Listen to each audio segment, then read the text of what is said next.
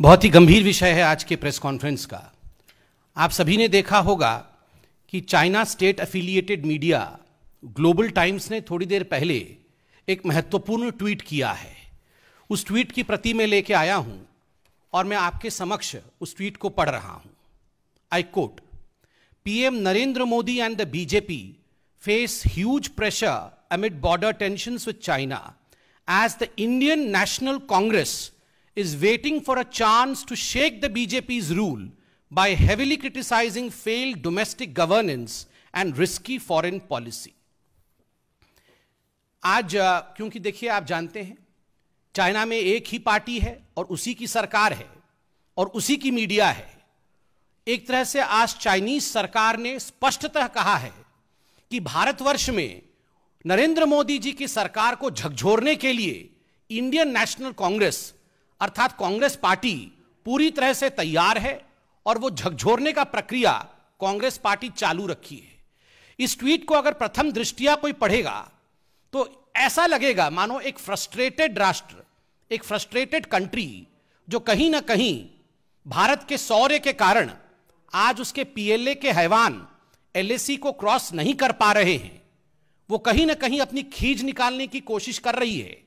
और यह कोशिश कर रही है कि देखो, मैं अकेला नहीं हूं, मैं तो बाहर से, हमारे जवान तो बाहर से काम कर रहे हैं, किंतु हिंदुस्तान के अंदर और घर के अंदर भी ऐसी एक पॉलिटिकल पार्टी है जो हमारे एजेंडे को चला रही है और उस पॉलिटिकल पार्टी का नाम है इंडियन नेशनल कांग्रेस।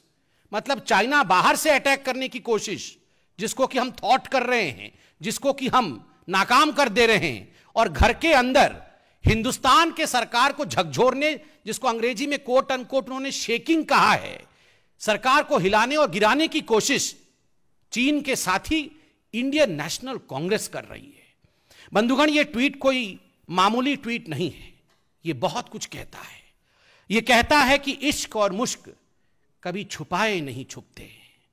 आप देखिए, जब इश्क होता है तो आंखों ही आंखों में बात होती है और पूरी दुनिया को मालूम पड़ जाता है कि इश्क हुआ है। और जब मुश्क अर्थात खुशबू और सुगंध फैलती है तो केवल फूल तक ही वो सुगंध नहीं रहता है, पूरा विश्व जान जाता है कि कहां ये गुल खिला है। तो आज ये जो गुल खिला है चाइना और कांग्रेस पार्टी के बीच, ये जो इश्क हुआ है, इस इश्क और मुश्क को छुपाए भी कोई छुपा नहीं सकता है।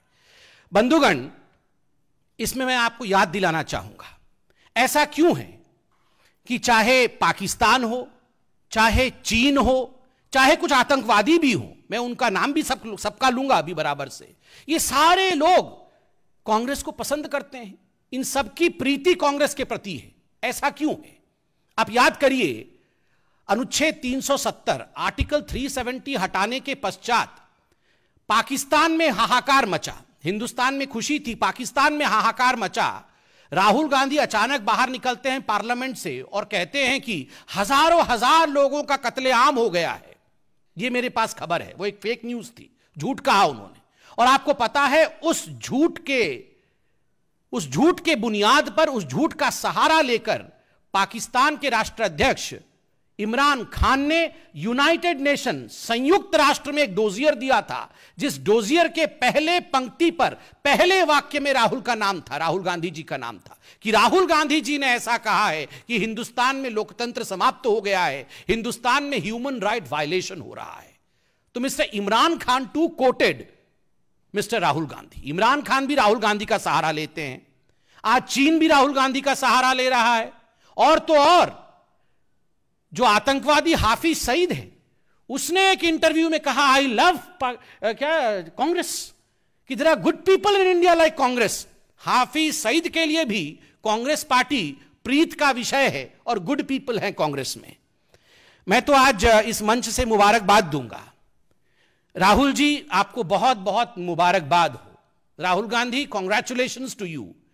पहले तो आप पाकिस्तान के ही हीरो थे, क्योंकि आपने आर्टिकल 370 के खिलाफ कहा, आपने सर्जिकल स्ट्राइक पे सबूत मांगा, एयर स्ट्राइक के विरोध में कहा, तो पाकिस्तान में तो आप हीरो बन ही गए थे। पाकिस्तान में हर घर में बच्चा बच्चा आपको जानता है कि राहुल गांधी हमारे साथ खड़े हैं।